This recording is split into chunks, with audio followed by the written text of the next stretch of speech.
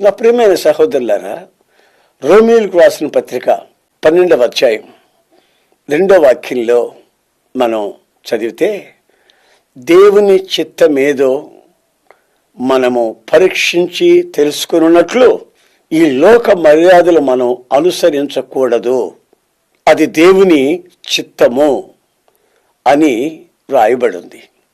అంటే లోక మర్యాదలు ఎప్పుడైతే మనం అనుభవిస్తామో, అనుసరిస్తామో, అప్పుడు మనం దేవుని చిత్తానికి దూరం అయిపోతున్నాము అనే సంగతి వాస్తవం.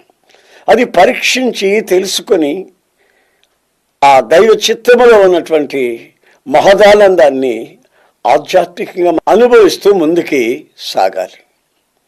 అది మన కర్తవ్యం.